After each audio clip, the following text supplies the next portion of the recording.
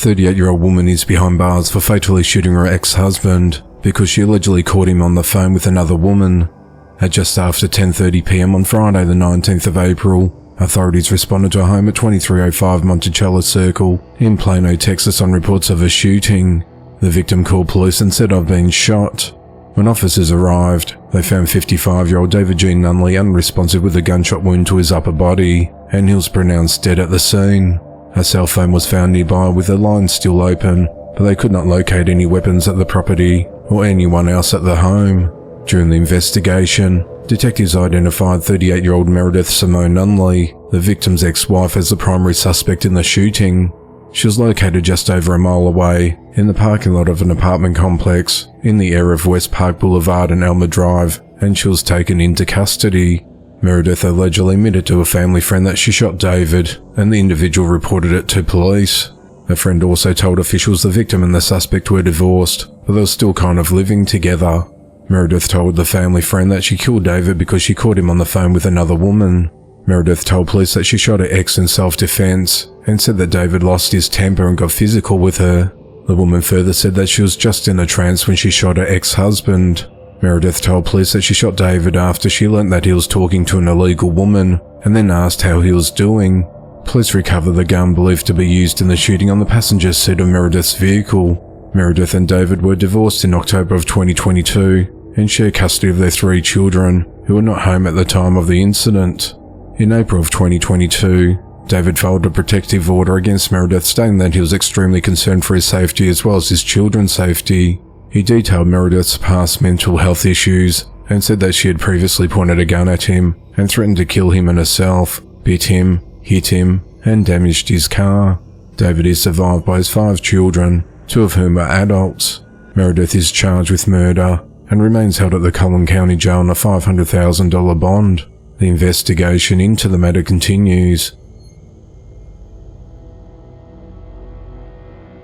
41-year-old Jeffrey Scanlon and 46-year-old Misty Scanlon face abuse charges after their 11-year-old autistic son was found contained in a makeshift jail cell.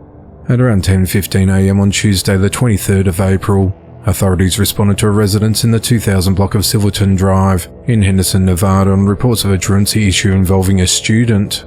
A school officer had arrived at the home after the child had been missing from school and could hear a child screaming and a gate rattling inside. The school officer requested backup help from the police. When police arrived at the premises to conduct a welfare check of the student, it took Jeffrey 40 minutes to open the door. He told police his children had been absent from school because they were sick. Once inside, officers found the 11-year-old boy in a large enclosure with metal bars and locked doors, similar to a jail cell. The boy was only wearing a diaper and had feces smeared throughout the enclosure. Jeffrey told police that the child was diagnosed with severe autism spectrum disorder and said that the cage was used to control his outbursts. 3 other children were in the residence, and while police were there, Jeffrey's wife Misty arrived home from work. Officers said the house was in extreme disarray and smelled of feces. While searching the home, police found 2 bedrooms with little or no furniture with feces on the walls, ceilings and floors. Both bedrooms had exterior locks with no way to open them from inside. One bedroom had a single mattress on the floor, while the other bedroom had no furniture at all. Jeffrey told police that the child in the enclosure was big and strong and could be very aggressive, destroying the house, punching holes in the wall and attempting to escape to neighbours' houses. Jeffrey added that the child goes to school and does well there, but struggles often at home. He said the child prefers the enclosure to his bedroom and will sleep in it on a couch. He explained to police that the enclosure has 2 doors, one which is locked all the time and another which is tied shut with a string, because the child has not figured out knots yet and cannot open the door. When asked if the child will be able to exit in an emergency, Jeffrey said that someone would have to let him out.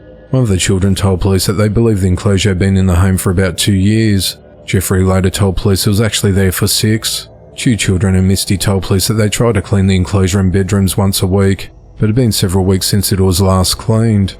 Jeffrey and Misty said one of the other children, who was also diagnosed with autism, was an escape artist, so they would lock her in the room when it was time to sleep and duct tape her shirt over her diaper so she would not grab feces from it when it had not been changed. Both Jeffrey and Misty told police they received referrals from the child's school, but had not pursued any for any of the children in the home because they did not know where to start or want strangers in their house. The 11-year-old boy was taken to a local hospital, and Child Protective Services took the other 3 children into their custody.